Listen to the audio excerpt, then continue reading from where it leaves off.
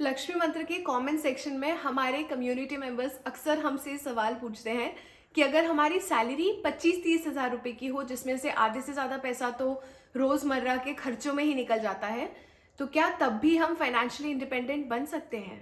तो चलिए आज के लक्ष्मी मंत्र में हम सीखते हैं कि अगर आपकी सैलरी 25-30 हज़ार रुपये महीने की है, तो किस तरह स्मार्टली अपने पैसों को मैनेज करके आप इन्वेस्ट करना शुरू कर सकते हैं, आप फाइनेंशियली वाइज हो सकते हैं। नमस्ते, मैं हूँ श्रुति चतुर्वेदी। आप देख रहे हैं लक्ष्मी मंत्र, हमारा फाइनेंशियल लिटरेसी शो, जिसमें हर महीने हम पैसों को कमाने के बारे में, पैसों को मैनेज करने के बारे में और पैसों को इन्वेस्ट करने के बारे में सीखते हैं। हम आगे बढ़े उससे पहले मेक श्योर कि आपने हमारे यूट्यूब चैनल को सब्सक्राइब किया हुआ है और बेल आइकन पर क्लिक किया हुआ है, ताकि हमारा कोई भी वीडियो आप कभी भी मिस ना करें।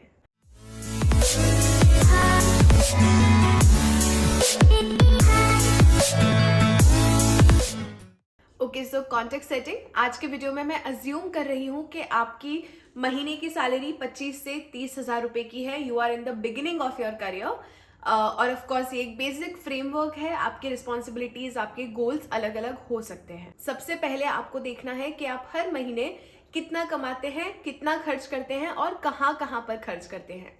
अपनी बजटिंग के लिए मैं आपको रिकमेंड करूंगी कि आप 50-30-20 का रूल अप्लाई करिए, जिसमें आपकी टोटल सैलरी का, आपकी इनकम का 50% आप खर्च करते हैं अपनी ज़रूरतों की तरफ, नॉट मोर देन दैट। ये ज़रूरतें हैं, दीज आर योर नीड्स, कि आप इसे अवॉइड नहीं कर सकते हैं कि घर का रेंट देना या EMI देना या पेट्रोल भरवाना, फ्यूल भरवाना, ग्रोसरी खरीदना, these are all unavoidable expenses.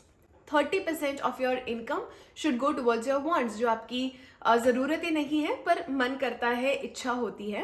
And 20% of your income, जो आपका लास्ट में बचता है, वो करना है आपको इन्वेस्ट। तो अब मान लेते हैं कि आपकी महीने की सैलरी है 30 हज़ार रुपये, तो इस रूल को अप्लाई करते हुए 15 हज़ार रुपये आप खर्च करेंगे अपनी ज़रूरतों के लिए।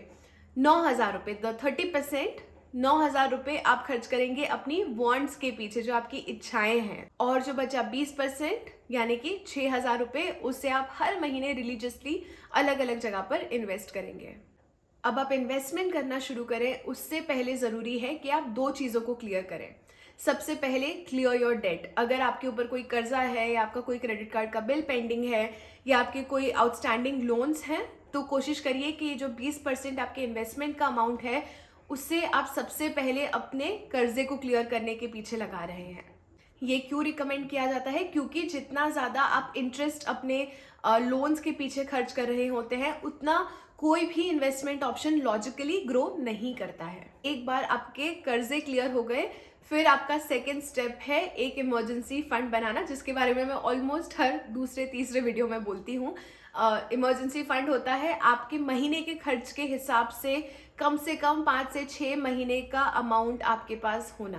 इमरजेंसी कभी भी आ सकती है, तो अगर आपके पास एक इमरजेंसी फंड होगा तो कोई भी मुश्किल के समय में एटलीस्ट आपके पास फाइनेंशियल कंस्ट्रेंट्स नहीं होंगे। तो if I were in your place, तो अगर मेरी महीने की ज़रूरत है 15 हज़ार रुपये की, तो मैं हर महीने 15 महीने तक 6-6 हज़ार रुपये अपने इमरजेंसी फंड की तरफ डालती रहूंगी, जिसे मैं किसी लिक्विड फंड में इन्वेस्ट कर दूंगी। लिक्विड फंड का बेनिफिट ये होता है कि आपके पैसे भी ग्रो कर रहे हैं और बिकॉज इट्स लिक्विड, आप उसे कभी भी विड्रॉ कर सकते हैं। इमरजेंसी फंड बनने के बाद में या बनने के साथ साथ का एक बोनस स्टेप है कि अपने लिए एक अच्छा हेल्थ इंश्योरेंस लेना है, एक अच्छा टर्म प्लान लेना है। एक बार जब हमारी ये फाउंडेशन सेट हो जाती है, उसके बाद हमें शुरू करना चाहिए इन्वेस्ट करना। लक्ष्मी मंत्र के पिछले कई सारे एपिसोड्स में हमने अलग अलग टॉपिक्स पर बात की है, जैसे mutual fund, FDs, ETFs, gold bonds.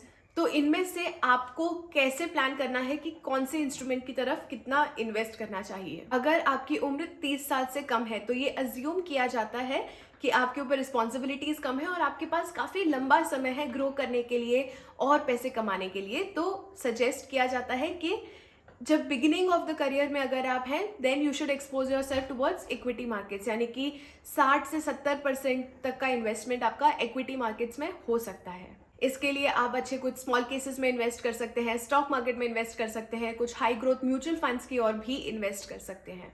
Next 20% आप म्यूचुअल फंड SIP की ओर डाल सकते हैं और जो लास्ट का 20% बचता है, उससे आप सेफ जगह पर हेज करिए, जैसे कि आपके सॉवरेन गोल्ड बॉन्ड्स हो गए, गोल्ड ETFs हो गए, जिसमें रिटर्न्स बहुत अच्छे नहीं है but it is almost a risk free investment. हमने लक्ष्मी मंत्रा में already mutual fund, stock market, gold bonds, gold ETFs, इनके बारे में वीडियोस बनाए हैं, जिसकी लिंक हम आपके साथ डिस्क्रिप्शन में शेयर कर रहे हैं। और मैं रिकमेंड करती हूँ कि इस वीडियो को देखने के बाद एक एक करके आप उन वीडियोस को भी देखें और समझें कि ये मार्केट्स कैसे काम करते हैं। तो ये है एक बेसिक फ्रेमवर्क कि अगर आपकी सैलरी 25-30 हज़ार के बीच में है तो कैसे आप अपनी इन्वेस्टमेंट जर्नी शुरू कर सकते हैं। ऑलवेज रिमेंबर कि आपको अपना इन्वेस्टमेंट अमाउंट अभी कितना भी छोटा लग रहा हो, बट अगर आप उसे कंसिस्टेंटली करते रहेंगे over a period of time, आप देखेंगे कि आपकी इन्वेस्टेड वैल्यू कंपाउंड इंटरेस्ट की वजह से कितनी बड़ी हो जाती है। तो अब आपका task of the day simple है। अगर आपकी सैलरी 20-25 हज़ार रुपये होती या 30 हज़ार रुपये होती तो आप अपनी फाइनेंशियल प्लानिंग कैसे करते, वो मुझे कमेंट सेक्शन में लिखकर बताइए।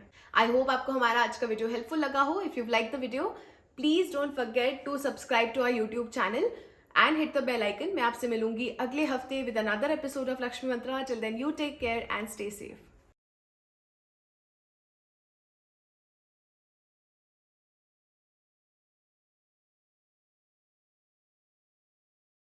Investments in securities market are subject to market risks. Read all the related documents carefully before investing.